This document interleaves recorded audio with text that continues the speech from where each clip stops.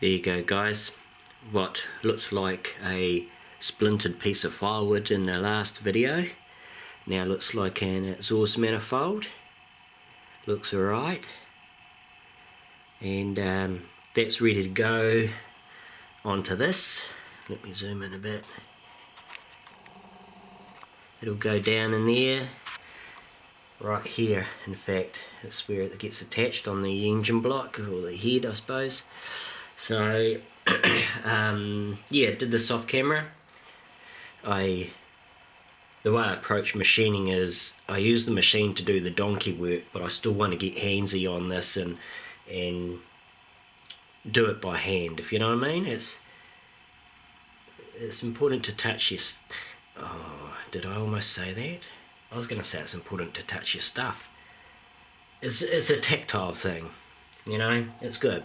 Do stuff with your hands. So the block, that's painted off camera. It's yellow. It's not necessarily a CAD engine, it's a yellow engine. You might be able to see some of the detailing on there, like this little fuel pump thing, I guess it is in this. It's an electrical component. It's got writing on it. I'll do a close-up and you can see it. It still actually has a resistor attached to the bottom, so if you want to add details, just look for old circuit boards and cut off components. They're interesting shapes. And even on the other side, I'm not sure if you see it. See, just down there, just a little bit of detailing. That's just a resistor.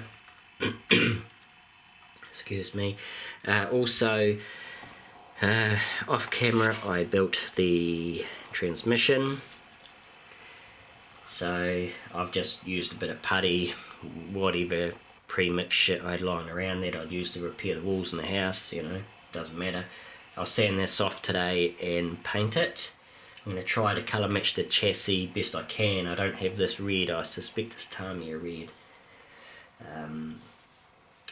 Glenn did a good job painting the chassis and colour matching all the bits and the bobs, but I don't know what paint that was.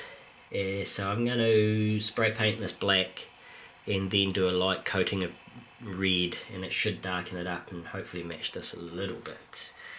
What else? Yeah, don't throw up too much at the colour of the engine. It's early days and it hasn't been weathered and made grimy yet.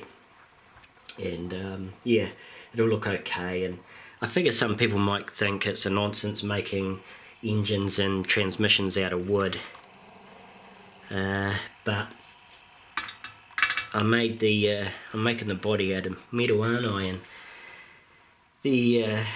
this truck was an aluminium body even back in those days. I think Freightliner first made the aluminium body in about the mid-40s, and this is a 50s base, so it's definitely aluminium in the prototype. But yeah, so nothing's correct technically. So what else we know about this? This truck was first around in the late 40s to 50s. Freightliner called it the B42 Eastern, and that's basically what this is roughly based on. But because I have that emblem there, which is a White Freightliner emblem, that means that this truck would be from 51 or later, because White and Freightliner got together and started having truck babies in 51 or thereabouts. So this is a 51 or later bubble nose or shovel nose, depends on where you're at, I suppose. That's what they nicknamed them. So yeah, that. What else?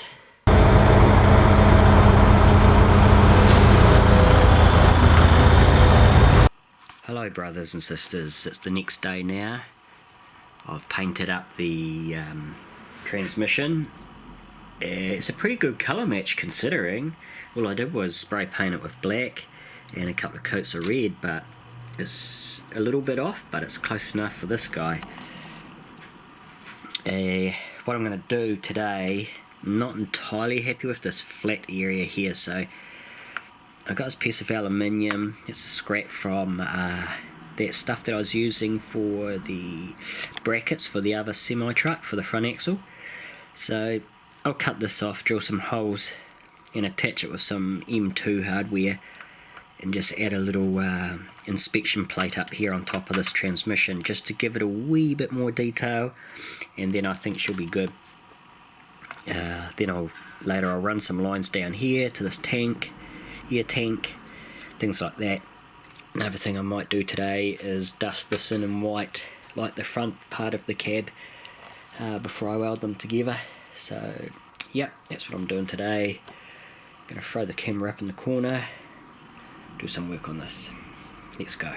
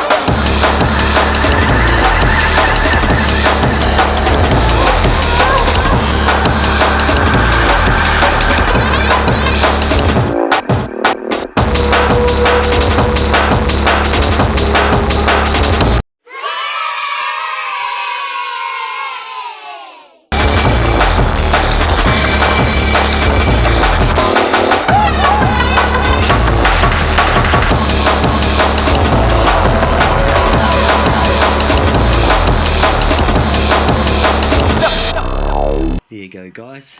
It's looking pretty good down there now, I think. Yeah, not too bad. So, made the little plate, drilled the holes, put the M2 hardwares in there, spray painted everything, kind of colour matched, not quite. So that's come along swimmingly. The one thing I did do when I dusted this in, I'd forgotten that I'd made some door jambs here. They fit in like that. So I gave them a quick spray of white as well. I can't put those on until after I've put the front on, because of that little jig that I made to make sure things stay square. Yeah, so I'm quite enjoying this, working on the chassis back here and detailing it, so I think I'm going to keep on working on it. Thinking about running some lines down here to the wee auxiliary tank, and perhaps some lines to the back here, fake air lines. I've got an 1950's European wheel covers.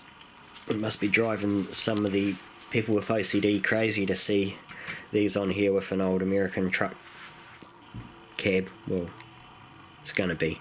So I'm going to take these off, pull these and put them back there. So I'll do that in the next video, I think. Yep, that's it, eh? Good progress, good progress. I'll get back to the cab and welding that on once I do something about that thing over there. That's the new welder to replace this one. Ross, you'll be pleased to know that's been sitting on the floor unopened for at least 4 days, so yeah, I think it's time to get that out, so I might do that today. Alright guys, I'll catch you on the next video anyway. Cheers for watching. See ya.